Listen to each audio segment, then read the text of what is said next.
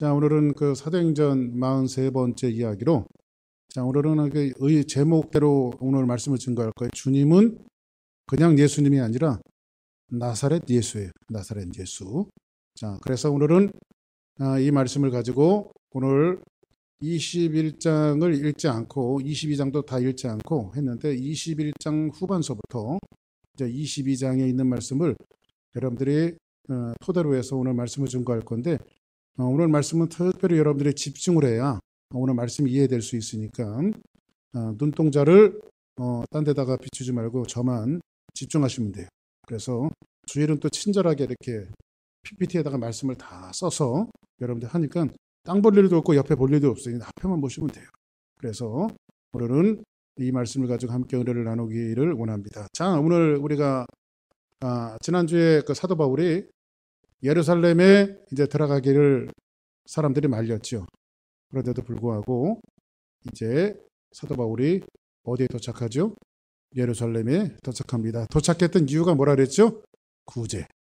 예루살렘이 극한 기근이 있어서 이방인 교회에서 모았던 헌금을 가지고 예루살렘 교회에 전달하고, 사도 바울이 1년에 자기의 선교 사역들을 예루살렘 교회에 와서 야고보와 및 장로들에게 있었던 모든 일들을 보고하니 그 예루살렘에 있는 모든 이들이 하나님 앞에 영광 돌리며 바울이 환대받았던 놀라운 역사를 통해서 그 헌금을 받은 것은, 구제 헌금을 받은 것은 예루살렘 교회가 이방인으로 아주 그 소대지 취급했던 이방인 교회들을 하나로 받아들이는, 그러니까 그리스도 안에서 우리는 하나가 되어지는 놀라운 은혜의 말씀이었다라고 하는 사실을 지난주에 이제 여러분들과 말씀드렸습니다. 그리고 나서 이제 야고보가 그 말렸던 그 예루살렘을 돌아왔는데, 이미 예언자들을 통해서 바울을 통해서 예루살렘에 가면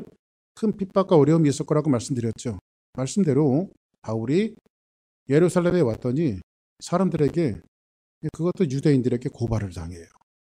항상 사도 바울이 가는 것은 그 이방인들이 문제가 아니었고 동족들이 문제였어요. 그래서 고발을 당해요. 그래서 왼수가 멀리 있는 것이 아니라 가까이 있는 사람들이 왼수예요. 그런데 우리는 그런 왼수가 되지 말고 서로 협력하는 축복자들 되길 바랍니다.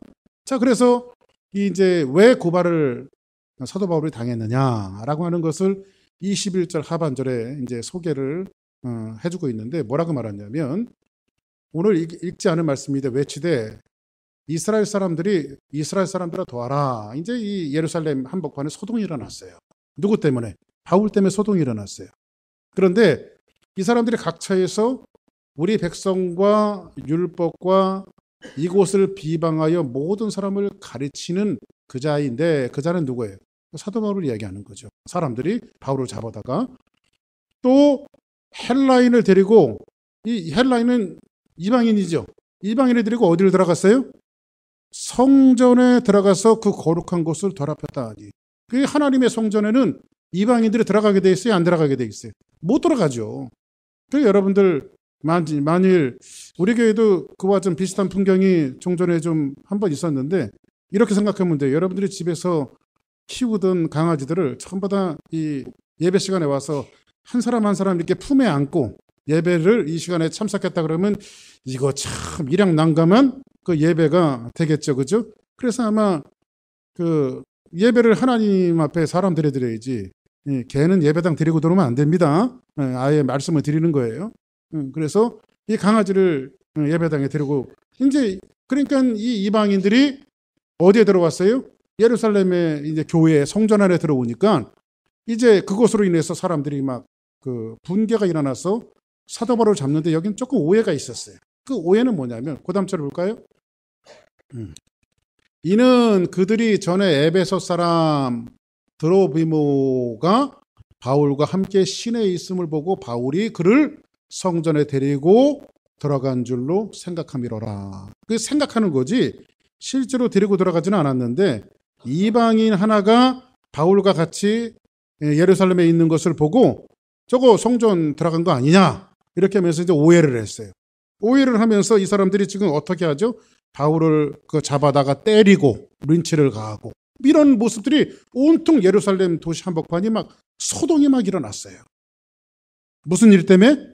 이방인이 예루살렘 성전에 들어갔다라고 하는 그 오해 때문에. 그래서 이제 사람들이 막 웅성웅성 모여갖고 바울을 막 때리기 시작해요. 그 사람들이 여러분들 근데 그것을 본 사람이 있어요, 없어요? 실제로 본 사람은 없어요.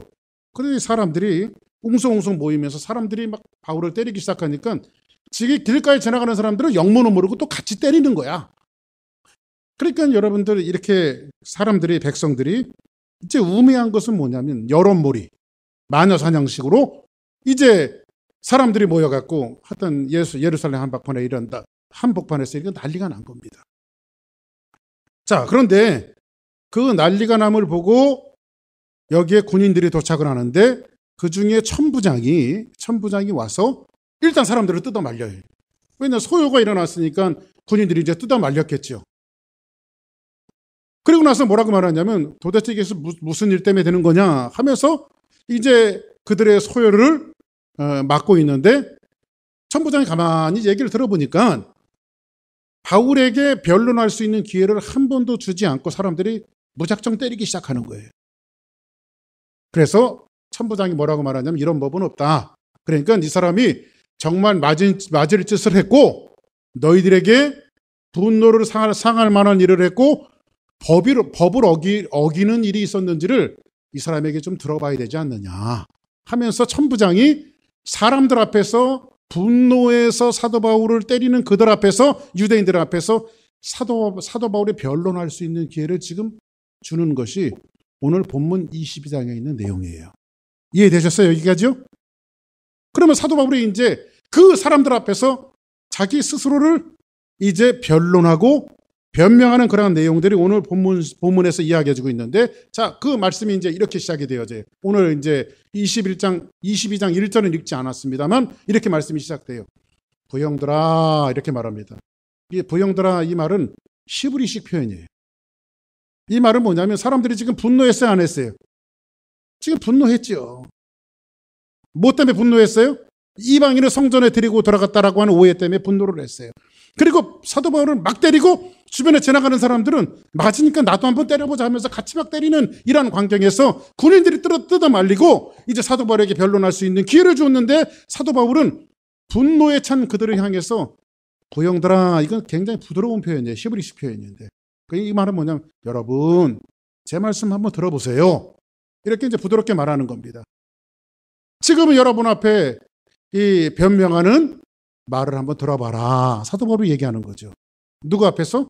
분노에 찬 사람들 앞에서. 근데 오늘 보니까 그가 히브리 말로 말함을 듣고 이렇게 말합니다. 당시에 쓰였던 그 헬라식 말을 갖다가 이야기할 줄 알았더니 바울이 지금 모국어를 사용해서 히브리 말로 그들에게 이야기하니까 이것 봐라. 이제 우리식으로 얘기하면 미국말 할 줄 알았더니 영어 할 줄 알았더니 한국말 하네 하면서 사람들이 다 경청하기 시작해요. 그런 식이에요. 히브리 말함을 듣고 더 조용하게 이제 바울의 말을 경청하고 있습니다. 여기까지 이해됐으면 아멘. 오늘 이제 이 말씀이 이해가 돼야 뒤에 말씀이 이해가 되기 때문에 그래요. 자, 3절 보니까 사도 바울이 자기의 성장 과정과 이력을 소개하기 시작해요. 그들 앞에서. 나는 누구냐면 나는 원래 유대인이다. 바울이 어디 사람이에요? 이스라엘 사람 유대인이에요. 근데 나는 우리 부모님이 어떠한 이유로든지 저 길르기야 다소라고 하는 곳에서 우리 부모님이 살다 보니까 거기서 태어났다. 여기서 이야기하면 저기 지원이하고 예은이 같은 거예요. 엄마 아빠가 이민 왔다 보니까 쟤네들이 한국에 살았으면 엄마 아빠는 한국 사람이란 말이야 분명히. 근데 여기 이제 어떤 이유로 이민 왔다 보니까 쟤네들이 한국계 미제가 됐어요. 한국계 미제. 그러니까 쟤네들은 미제죠. 미국 시민권자죠. 근데 바울도 길르기아 다소에서 부모가 살다 보니까 그냥 자연스럽게 로마 시민이 됐다. 로마 시민권자가 됐어요. 그래서 다소에서 났고 이 성은 뭐죠? 예루살렘 성이에요. 그러다가 바울이 길르기아 다소에서 살다가 부모님을 따라서 어디에 왔냐면 이 성 예루살렘으로 다시 돌아왔어요. 우리 식으로 얘기하면 한국으로 다시 돌아온 거예요. 이성에서 자라서, 그러면 바울이 자란 곳은 어디예요? 이방 땅에서 자랐어요? 예루살렘에서 자랐어요? 예루살렘에서 자랐어요. 근데 예루살렘에서 자라기를 어떻게 자랐냐면 가말리엘의 문화에서, 이렇게 말하는 것은 원래 이 가말리엘 문화는요, 정통적인 히브리식의 율법을 가리키는, 정통적인 율법을 가리키는 그 문화인데, 원래 이 가말리엘 문화는 힐렐이라고 하는 사람이 세웠는데 이 가말리엘은 그 후손이에요. 근데 여기에는 철저한 율법을 가리켜요. 철저하게 성경을 가리켜요. 근데 나는 이 예루살렘의 너희들도 알지? 그러면 가말리엘의 문화 이렇게 하면 사람들이 다 알아요.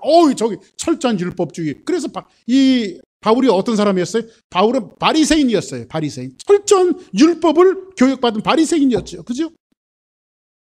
가말리엘 문화에서 우리 조상의 율법에 엄한 교육을 받았대요. 그래 바울은 어릴 때부터 우리나라 옛날에 양반되면 뭐죠? 하늘천 따지 거물현 누르왕. 상민들은 뭐예요? 밭에 나가서 무슨 천자문을 띄어요? 나가갖고 밥 메고 농사 짓는 거 배워야지. 그죠? 종살이 배워야지. 근데 양반들은 사서삼경을 배우고 천자문을 띄면 사서삼경을 배우고 그런 그 도를 배웠단 말이야. 그것처럼 이 사도 바울이 뭐를 배웠냐면 엄한 율법의 교육을 어릴 때부터 받은 사람이에요. 그러니까 율법에 대해서 세뇌가 돼 있어요? 안 돼 있어요? 세뇌가 돼 있어요. 오늘 너희 모든 사람처럼 하나님에 대해서 나는 열심히 있었던 자다 이렇게 말합니다. 열심히 있었던 자다. 이것은 뭐냐면 율법을 가지고 아주 열심히 있었습니다. 가끔 그 TV 매체 같은 거 보면 옛날에 김일성, 김정일, 요즘 김정은도 마찬가지예요. 뭐 조그만 애들이 뭘 그렇게 아는지요, 막. 우리 뭐 김일성 수령님은 하면서 눈물을 뚝뚝 흘려가면서 애들이 그 김일성 이름을 부르는 것을 봐요. 왜 그럴까요? 어릴 때부터 그 철저하게 그 교육을 받아요. 주체사상이라고 하는 교육을 받기 때문에 그래요. 바울이 지금 그런 교육을 어릴 때부터 받은 사람이고, 율법에 대해서는 바울이 왜 사냐? 율법의 엄한 교육 때문에 살아가는 거예요, 지금. 아주 열심히 있는 사람이라고 자기 이력을 지금 소개를 하고 있어요. 아멘? 자, 그러고 나서 내가 이 도를 박해하여 얼만큼 열심히 있는 사람이었냐면, 이 도는 누굴까요? 예수님의 도를 이야기해요. 그리스도의 도를 이야기해요. 이 도를 박해하여 예수쟁이들을 박해했다는 거예요, 예수쟁이들을. 그래서 예수쟁이들을 어디까지 박해했어요? 얼만큼 열심히 있는 사람이냐면 사람을 죽이기까지 했대요. 그 대표적인 사람이 누구죠? 스데반이에요. 스데반 집사님이. 그리고 남녀를 결박하여 옥에 넘겨주었대요. 예수쟁이들은 전부 다 잡아다 옥에 넘겨주고요, 예수쟁이들을 앞장서는 사람들을 죽이기까지 했대요. 더 나아가서 5절에 보니 이에 대제사장과 모든 장로들이 내 증인이라. 여기 있는 이 예루살렘에 있는 대제사장들과 모든 장로들이 거기에 대해서 증인들도 있다. 또 내가 그들에게서 다메섹 형제들에게 가는 공문을 받아가지고, 이 말은 뭐냐면 이제 사람들이, 그리스도인들이, 예수쟁이들이 전부 다 도망가니까 대제사장들한테 영장을 발부받아갖고 이제 체포를 하는 거예요. 누구들을? 예수쟁이들을 체포를 갔다. 그래서 있는 자들을 뭐하고 결박하고 예루살렘으로 끌어다가 형벌을 받게 하려고 어디로 가냐면 지금 다메섹까지 지금 올라가는 거예요. 끝자락까지 올라가는 거예요. 누구를 잡으려고? 예수쟁이들을 잡으려고. 지금 그 얘기를 사람들 앞에서 지금 사도 바울이 지금 하고 있는 거예요.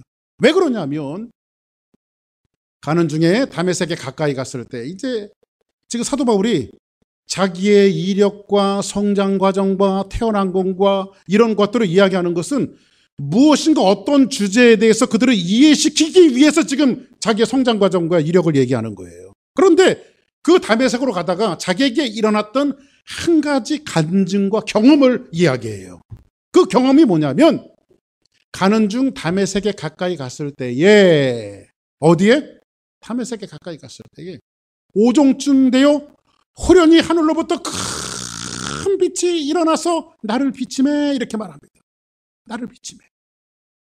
내가 지금 예수쟁이를 잡으려고 막 다메섹까지 끝까지 서들어가고 있는데 오정쯤 되어서 하늘에서 큰 빛이 임하여 가로되 뭐라냐면 내가 땅에 엎드려져 들으니 소리가 났다.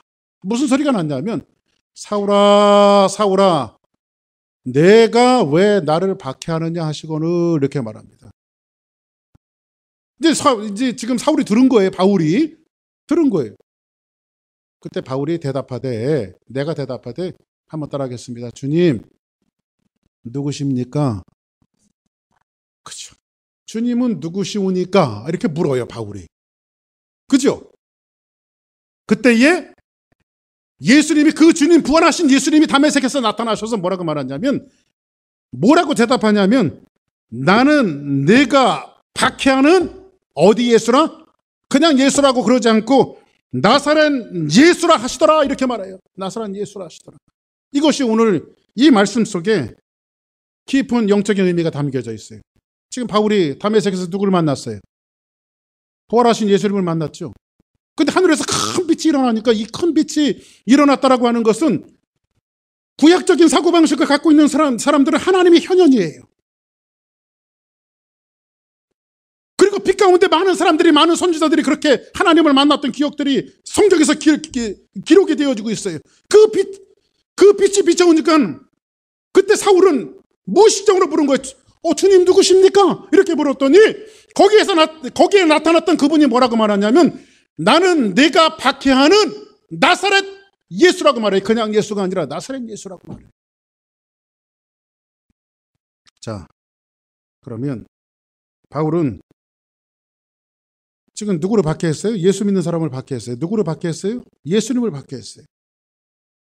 자, 그러면 한번 물어볼게요. 바울은요, 스데반의 죽음에 앞장설 정도로 스데반의 죽음을 주도했고, 더 나아가서는 예수쟁이들을 전부 다 잡아 죽이려고 다메섹까지 올라갈 정도로 아주 열심을 다했어요. 왜 그랬을까요? 왜 그렇게까지 박해했을까요? 자, 바울은 지금 어디에 교육을 받았어요? 어릴 때부터 철저한 율법의 교육을 받은 사람이에요. 그러면 바울은 구약에 능통했을까요? 안 했을까요? 굉장히 능통한 사람이에요. 어릴 때부터 첫자만 배우듯이 구약을 배웠으니까 율법에 대해서는 굉장히 능통한 사람이에요. 근데 그 구약 성경 신명기에 보면 이런 말이 있어요. 한번 볼까요? 신명기에 보니까 사람이 만일 죽을 죄는 신성 모독, 하나님을 모독하는 죄는 죽을 죄예요. 죽을 죄를 범함으로 내가 그를 죽여 나무 위에 달거든. 어디 위에 달아요? 죽을 죄를 지은 사람은 어디에 달게 돼 있어요? 나무 위에 달게 돼 있어요. 예수님이 어디에 달려서 돌아가셨어요? 십자가 나무 위에 달려 돌아가셨어요. 그러면 어릴 때부터 철저하게 율법 교육을 받았던 사람들은 어떤 인식을 갖고 있냐면, 자 보세요. 그 시체를 나무 위에 밤새도록 두지 말고 그날에 장사하여 내 하나님 여호와께서 내게 기업으로 주시는 땅을 더럽히지 말라. 나무 위에 달린 자는 하나님께 뭘 받은 자니라? 저주받은 자니라. 자, 그럼 보세요. 율법에 의하면, 구약 성경에 의하면 예수님은 나무에 달려 돌아가셨죠. 십자가에 달려 돌아가셨죠. 그러면 예수님은 저주받은 사람이에요? 축복받은 사람이에요? 저주받은 사람이에요. 근데 어느 날 갑자기 사람들이 웅성웅성하고 막 집단으로 모여갖고 기도를 하느니 뭐 하나님을 섬기느니 이렇게 막 모이더니 가만히 그들을 하는 것을 관찰해 봤더니 그들이 전부 다 그 저주 나무에 달린 예수님을 믿고 있어요. 예수님이 뭐라고? 메시아라고 믿고 있어요. 메시아라고. 그러면 여러분들 화가 나겠어요? 안 나겠어요? 어떻게 나무에 달린 저주받은 사람이 메시아가 될 수 있냐고. 그죠? 아마 여러분들이 지금 저를 그렇게 쳐다보고 있지만 아마 우리가 그 시대에 태어났으면 더하면 더하지 덜하지는 않을 거예요. 뭐 이게 적당한 예는 되지 않지만요. 지금은 뭐 얼마 전에 인터넷 서치해봤더니요. 한국에 하나님의 아들이 70명이 넘는데요. 자칭 하나님의 아들이라고 자기가 하나님의 아들이라고 자기를 믿으라고 하는 하나님의 아들이 70명이 넘는데 지금 한국에. 그러니까 여러분들이 지금 그 얘기를 하니까 다 웃으셨단 말이야. 왜 우셨어요? 왜 웃으셨어요? 내면적으로는 그 웃음 뒤에는 뭐가 있는 거예요? 이런 정신병자들이 있나? 그렇죠? 이런 정신병자들이 있나? 이 넉나간 이 정신병자들 아닌가? 이렇게 여러분들이 생각하기 때문에 그런 웃은 거예요. 근데 바울의 입장에서는 뭐예요? 이 사람들이 한둘도 아니고 70명이 아니라 수천 명, 수만 명으로 막 번져나가고 있고, 이게 이방 땅까지 이 예수님을 증거한다고 사람들이 막 다니기도 하고, 이 예수님을 따르는 사람들이 많이 일어나니까 바울이 어떻게 격분이 일어난 거예요. 화가 일어나는 거예요. 자, 그런데 지금 바울은 신명기 나무에 달린 사람은 저주받은 사람이라고 하는 말씀만 이해하고 있습니다. 그런데 예수님은 다메섹 도상에서 바울에게 뭐라고 말하죠? 나는 네가 박해하는 나사렛 예수니라. 이렇게 말해요. 자, 물어볼게요. 예수님이 태어난 곳은 어디서 태어나셨죠? 나사렛에서 태어나셨어요? 예수님 태어나신 곳이 어디예요? 유대 땅 베들레헴. 이게 잘 안 알려지면 베들레가 햄이다 생각하시면 돼요. 그냥. 예? 유대 땅 베들레헴에서 태어나셨어요. 그런데 한 번도 성경은 베들레헴 예수라고 하는 말을 사용하지 않았어요. 항상 어디 예수님이라고 사용해요? 나사렛 예수. 나사렛 예수. 자, 그럼 보세요. 하늘에서 고련한 빛이 임하고 바울이 거기에 막 엎드려 있을 때 감히 그 얼굴을 보지 못하고 주님은 누구십니까? 이렇게 물었을 때 주님은 뭐라고 말하냐면 나는 내가 박해하는 나사렛 예수니라 이렇게 말해요. 베들레헴 예수가 아니라 베들레헴 예수 그러면 좀 이해가 됐을 텐데, 왜냐하면 메시아가 베들레헴에 태어날 것에 대해서 선지자들이 예언을 했으니까. 근데 나사렛 예수라고 말하니까 이해가 안 되는 거예요. 근데 성경에 보니까 여기에 굉장히 영적인 의미가 담겨져 있는데 성경에 보니까 뭐라고 말하냐면 보세요. 마태는요. 마태복음 2장 보니까 뭐라고 말하고 있냐면요. 한번 보실까요? 마태복음 2장 23절에 보니까 마태는 신약이죠. 구약이 아니라 신약이 보니까 나사렛이란 동네에 가서 사니 누가? 예수님이. 태어나기는 베들레헴에서 태어나셨어도 예수님이 사신 곳은 어디예요? 나사렛에서 사세요. 나사렛에서. 그런데 이는 선지자로 이렇게 말합니다. 선지자가 이렇게 말하는 것은 여기 단수로 되어 있는데 여기 프로페턴이라고 하는 말로 복수를 쓰였어요. 그러니까 많은 선지자들이 이렇게 맞아요. 많은 선지자들이 뭐라고 말했냐면 말씀에 예수님은 메시아는 나사렛 사람이라 칭하리라 하심을 이루게 하심이라. 그러면 구약의 선지자들이 예수님은 어디 예수님이에요? 나사렛 예수님이라고 예언을 했대요. 근데 좀 곤욕스러운 게 한 가지가 있어요. 성경을 보다 보면. 근데 구약 성경 어디를 찾아봐도요.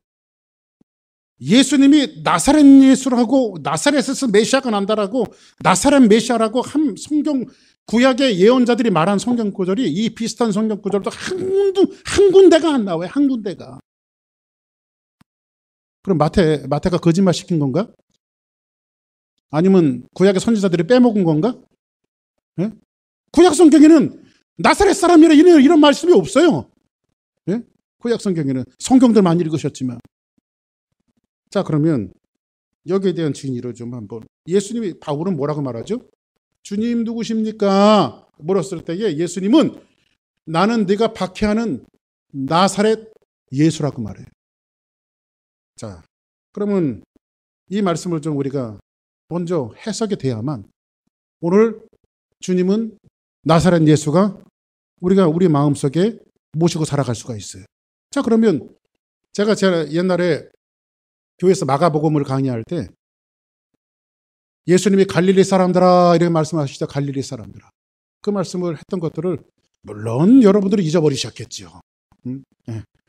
그런데 예수님이 갈릴리 사람들아 이렇게 말씀하시는데 갈릴리 사람들아라고 말씀하시는 것은 로컬절 개념이 아니에요. 갈릴리 지역적인 것을 이야기하는 게 아니에요. 보통 갈릴리 사람들아라고 하는 총칭을 할 때 갈릴리에 모여 살고 그 주변에 예수님을 쫓아다녔던 사람들은 이런 사람이에요. 가난하고 버림받고 저주받고 뭐 이런 모든 것들이 갈릴리 사람들이라고 하는 이 총칭에 다 녹아져 있어요. 그걸 갈릴리 사람들아 이렇게 하면 아유 그저 불쌍한 사람들, 가난한 사람들, 저주받은 사람들. 응?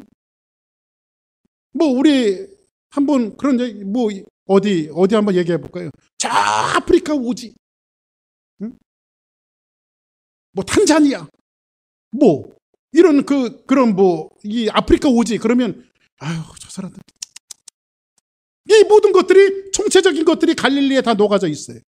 그러면 오늘 예수님이 뭐라고 말하냐면 당시에 나는 내가 핍박하는 나사렛 예수니라고 하는 것은 이 나사렛이라고 하는 뜻은 세 가지가 함축되어 있는데 천대, 멸시, 저주 이런 것들이 다 녹아져 있는 것이 나사렛이에요. 그런데 이 개념들이 나사렛이라고 하는 이 모든 지역에 녹아져 있는데 당시에 뭐라고 말하죠? 예수님이 메시아가 나사렛 사람이라고 말하니까 사람들이 뭐라고 얘기했어요? 무슨 나사렛에서 선한 것이 날 수 있느냐? 그래서 나사렛이라고 하는 것은 갈릴리 사람들이라고 하는 것보다 더 천하게 쓰였던 곳이 어디냐면 바로 나사렛이에요. 나사렛 그러면 뭐예요? 천대, 멸시, 저주. 근데 이사야 선지자가 예수님의 모형을 그릴 때에 뭐라고 그렸냐면요. 이렇게 이사야 선지자가 그런 얘기를 해요. 예수님은 메시아는 앞으로 태어나실 메시아가 있는데 그분은 주 앞에서 자라나기를 연한 순 같고 마른 땅에서 나오는 뿌리 같아서 그분은 고운 모양도 없고 풍채도 없은즉 우리의 보기에는 흠모할 만한 아름다운 것이 있다 없다? 전혀 없대요. 그는 멸시를 받아서 사람들에게 버림받아졌고 뭘 받아서? 멸시를 받아서 누가? 메시아가 앞으로 모실 그리스도가 멸시를 받아서 버림받아졌고 강고를 많이 겪었으며 질고를 하는 자라. 마치 사람들이 그에게서 얼굴을 가리는 것 같이 멸시를 당하였고 우리도 그를 귀히 여기지 아니하였다. 많은 선지자들이 예수님의 모형을 멸시를 받고 천대를 받고 사람들에게 버림받아진 이 모든 것들을 신약에 와서는 이 선지자들이 예언한 그 말씀을 뭐라고 표현했냐면 나사렛 예수라고 표현한 거예요. 나사렛 예수. 이해됐으면 아멘 하시기 바랍니다. 아멘. 그래서 마태는 이사야 선지자가 이야기한 것을 나사렛 예수라고 표현한 거예요. 많은 선지자들이 이야기한 것을. 자, 그러면 멸시와 천대와 저주가 있는 곳이 어디라고요? 나사렛이에요. 구약의 선지자들이 오실 메시아에 대해서 뭐라고 설명했어요? 나사렛 예수는 멸시와 천대와 저주가 있는 곳. 그래서 신약에 많은 사람들이 나사렛 예수님 스스로도 예수님을 가리켜 뭐라고 이야기해요? 나는 내가 박해하는 나사렛 예수라 이렇게 표현하고 있어요. 자, 그러면 이제 오늘 말씀의 주인이를 보면서 본론으로 한번 들어가 봅시다. 본론 겸 결론을 한번 맺기를 원합니다. 그런 의미에서 바울을 비롯한 모든 유대인들은 누구를 기다렸어요? 이스라엘 사람들이 기다렸던 게 누구죠? 메시아. 히브리적 표현으로는 메시아, 구약적 표현으로, 신약의 헬라적 표현으로는 메시아 덧셈이 뭐예요? 그리스도. 그래서 메시아와 그리스도는 같은 말이에요. 같은 말. 그러면 구약의 사람들이 뭘 기다렸어요? 바울을 비롯한 유대인들이 지금 이 바울을 갖다가 돌질을 하고 매질을 하고 린치를 강하던 이 유대인들과 이 사람들이 지금 누구를 기다렸어요? 메시아. 옛날에 바울이 되기 전에 사울은 누구를 기다렸어요? 메시아를 기다렸어요. 그럼 그들이 기다렸던 메시아는 어떤 메시아예요? 이들이 적어도 기다렸던 메시아는 뭐냐면 노마의 철장을 부수시고 노마의 억압으로부터 그들에게 자유를 주시고 능력 종교의 교주로 이 땅에 예수님이 오셔서 우리의 허기진 배를 채워주시고 고단한 역사의 사슬을 끊으시고 참 자유를 주시는 분이 메시아였어요. 그렇죠? 자, 그러면 여러분들에게 한 가지 묻습니다. 한번 따라서 하시까? 주님은 누구십니까? 자, 그러면 여러분들이 믿는 주님은 누구십니까? 여러분이 믿는 예수님은 누구십니까? 자, 보세요. 1번 메시아 그리스도, 2번 나사렛 예수. 메시아는 누구예요? 우리에게 자유를 주시고 복을 주시고 애들 잘되게 해주고 직장에서 승진 잘하게 해주고 번영시켜주고 부흥시켜주고, 우리는 주님 앞에 나오는 이유가, 신앙생활하는 이유가 대부분 거기에 포커스가 맞춰 있지 않습니까? 우리의 신앙이. 그렇죠? 나 주께 왔사오니 제발 복을 주옵소서. 나 주께 왔으니 복 주시옵소서. 우리 남편 승진하고 우리 애들 잘되게. 그게 예수 믿는 이유 아닌가요? 많은 사람들이 그거 아니라고 말하지만요, 실질적으로 예수님을 믿고 교회 나오는 이유로 사람들이 물어보면 우리 남편 잘되고 자식 잘되고 교회 부흥하고 우리의 삶이 다 편안하고 우리의 삶이 잘 되어질 수 있도록. 그래서 사람들은 누구를 기다리고 있어요? 메시아적 예수를 믿고 있어요. 우리에게 자유를 주시고 속박으로부터 풀려나게 하시고 우리를 억압으로부터 우리에게 복을 주시고 우리에게 은혜만 주시는 그 예수님을 우리가 믿고 있단 말이에요. 언제부턴가 교회에게 나사렛 예수는 별로 어울리지 않아요. 내가 왜 예수 때문에 고난을 받아야 돼? 내가 왜 예수 때문에 천대를 받아야 돼? 내가 왜 예수 때문에 저주를 받아야 돼? 나 그거 갖고 싶지 않아요. 정말 복음을 만나는 역사가 없기 때문에 교회 생활이 힘들어지는 거예요. 어려워지고요. 고달퍼지는 거예요. 왜냐하면 예수님은, 주님은 누구십니까? 근데 예수님의 대답은 뭐예요? 나는 메시아. 내가 생각하는 그런 메시아가 아니라 나는 나사렛 예수라고 말해요. 나사렛 예수. 그지요? 정확하게 주님은 나는 내가 박해하는 나사렛 예수라고 말씀하고 있잖아요. 요즘 사람들이 파워 종교, 능력 종교 이런 것들을 신앙하고 있어요. 어떻게 나무에 달리신 그분이 메시아가 될 수 있어요? 나무에 달렸다가도 당장 내려오셔야지. 그죠? 그리고 적어도 여러분들 그렇게 좀 그 만화 영화처럼 그런 예수님을 원하지 않습니까? 예? 하늘을 문을 여시고 막 나무에 달렸다가도 창창 이렇게 그 하늘에서 뭐 빛이 나더니 예수님이 십자가에서 내려오시더니 옆에 있던 칼을 들으시고 악당들을 전부 다 물리치시고 나를 찾아와 주셔서 내가 다 이겼다. 뭐 그런 예수님 원하지 않습니까? 가끔 여러분들 기도할 때든지 하나님 앞에 예배 드릴 때 그런 예수님을 연상하지 않습니까?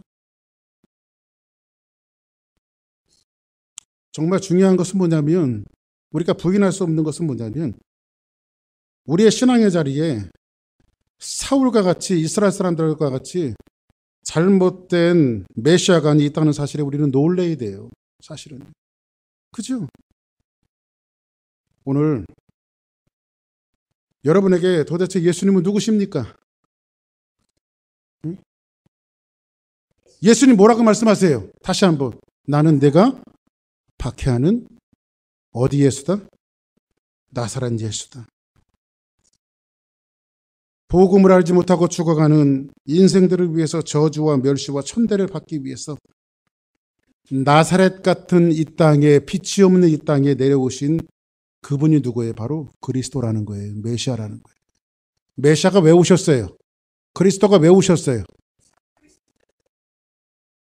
빛이 없는 어두운 땅에 천대받고 멸시받고 저주를 받아서 저와 여러분들의 생명을 살리기 위해서 메시아가 이 땅에 오신 거예요. 아멘. 근데 여러분들은 어떤 예수님을 찾고 있습니까? 적어도 바울이 조상적부터 내려온 메시아, 이 예수였다는 사실에 이제 바울 안에 천지가 개벽하는 역사가 벌어지고 있는 거예요. 자, 보세요.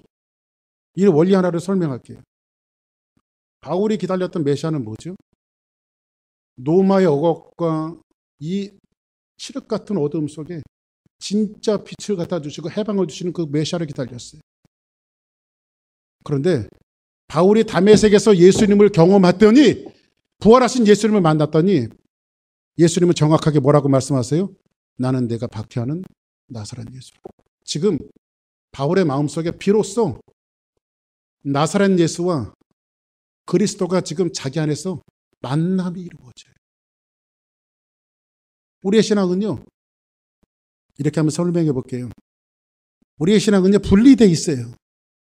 뭐가 분리되어 있냐면요, 그리스도와 나사렛 예수가 분리되어 있어요. 어디가 더 친근해요? 어떤 예수님을 믿고 싶어요? 메시아적 예수님을 믿고 싶지 않아요? 메시아적 예수님? 그죠? 우리에게 복 주시고, 우리를 번영시켜 주시고, 우리를 부흥시켜 주시고, 뭐든지 잘 되게 하시는 그 예수, 그 메시아를 믿고 싶지 않아요? 근데 너 가난하고 천대받고 멸시받고 저주받은 곳에 가서 내 복음을 전하라. 이 예수님을 믿고 싶지 않잖아요. 그죠? 근데 바울 안에서 이 메시아와 나사렛 예수가 만남이 이루어지고 있어요. 그 만남은 뭐죠? 아, 메시아는 나사렛 예수시구나. 할렐루야.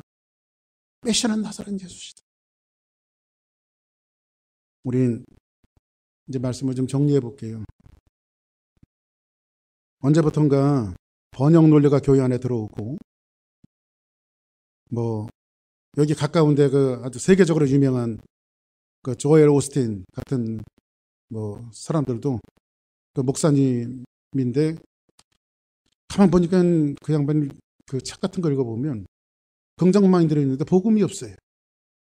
그래서 책 제목이 긍정의 힘, 잘 되는 나. 거기에 아마 조엘 오스틴이 진짜 복음 안에 들어가서 복음적인 설교로 바꾸면 그 교회 떠날 사람들 많아요. 왜 그런지 아세요? 잘 되는 나, 긍정의 힘, 이거 하니까 사람들이 막 열광하는 거예요. 물론 주님은 그 일도 하세요. 그런데 그쪽으로만 우리의 신앙과 복음을 밀어붙이면 안 됩니다. 주님은 누구십니까? 네가 믿었던 메시아는 잘 되는 나 긍정의 힘이었지만, 나는 그런 메시아가 아니라 바로 나사렛 예수가 나다. 주님은 그걸 가리키세요. 나사렛 예수. 내가 이 땅에 빛이 없는 세상에 천대받고 멸시받고 저주받았어. 너희같이 영생 없는 자, 생명을 잃은 자들을 위해서 내가 이 땅에 왔다.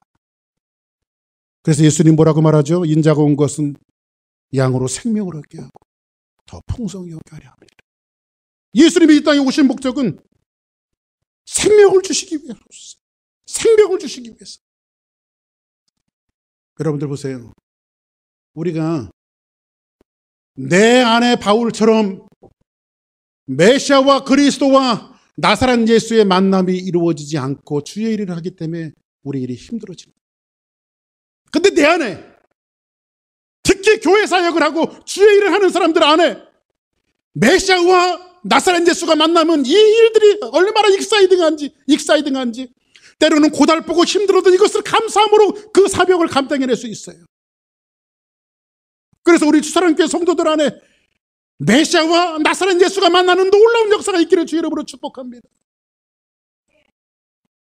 떨어져 있는 것이 아니라 정말로 메시아와 나사렛 예수가 만남이 우리 안에 이루어져야 돼요.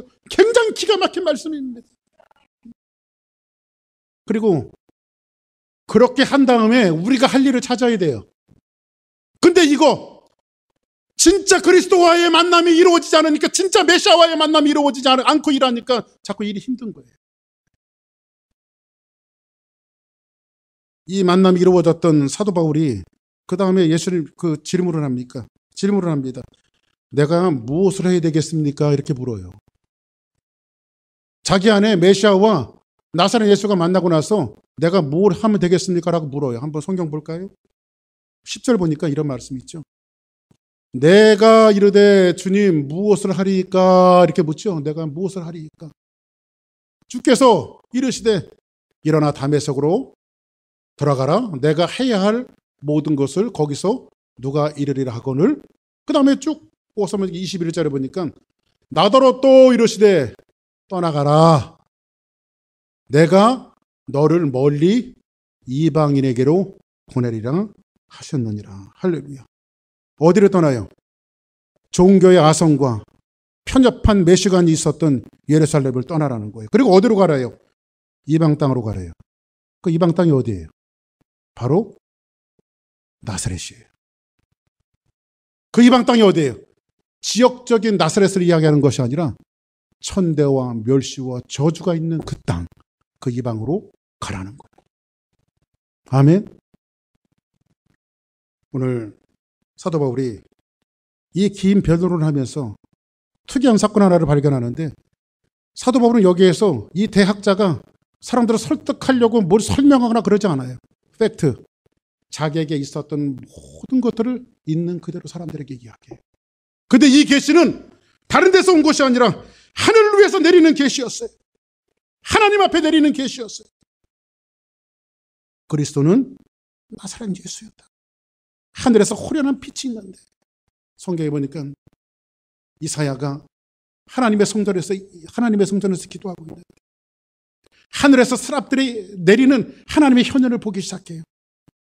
그리고 하나님의 옷자락이 땅의 성전에 있는 것을 자기 환상으로 보기 시작해요. 이 사건은 뭐냐면 하늘의 성전과 땅의 성전이 하나가 되어지는 이 순간이에요. 그것을 바라보고 자기가 죄인인 것을 느껴요. 자기가 죄인인 것을 느껴요. 그래서 이사야가 뭐라고 말하죠? 망하였도다, 망하였도다, 나는 죽게 되었도다. 자기의 죄를 느끼는 순간에 성전에 쇠젓가락을 가지고 이사야의 입에 대었더니 이사야의 모든 죄악이 도말되어지기 시작합니다. 그리고 하늘에서 음성이 들리죠. 이 시대에 누가 나를 위해서 가야 되느냐? 누가 나를 위해서 갈고? 그때 이사야가 뭐라고 이야기해요? 주여, 내가 여기 있사오니 나를 보내주소서. 주님, 내가 여기 있사오니 나를 보내주소서. 정말 메시아와 나사렛 예수가 만났을 때에 주여, 내가 여기 있사오니 나를 보내달라고 하는 이런 믿음의 고백이 나오는 거예요. 우리 교회는 이 신앙과 말씀에 수준이 있는 교회가 되어지기를 원해요. 비록 맘모스 같은 큰 교회는 아니지만 이 복음에 합당하게 여러분이 정말로 헌신하는 그 자리, 주의 일하는 그 자리가 내 자식이나 살되고 남편이 살되고 돈이나 많이 버는 그런 세상의 우상단지 이 만몬신을 내려놓고 내가 살아가는 의미가, 이 땅에 내가 살아가는 이 존재가 하나님 앞에 영광 돌리는 이 일에 있다라고 하는 사실을 깨닫고 이 우상을 내려놓고 나의 메시아관이, 잘못된 신앙관이 정말 나사렛 예수를 만나야 돼요. 메시아가 나사렛 예수를 만났을 때에 정말로 세상을 향해서 우리가 주저없이 갈 수 있는 주의 사람으로 변화될 수 있다라고 하는 사실 앞에 저와 여러분들이 온전히 세워졌어. 세상 앞에도 나사렛 예수와 메시아를 추선할 수 있는 그런 하나님의 모든 축복자들이 되어지기를 예수님의 이름으로 축복합니다.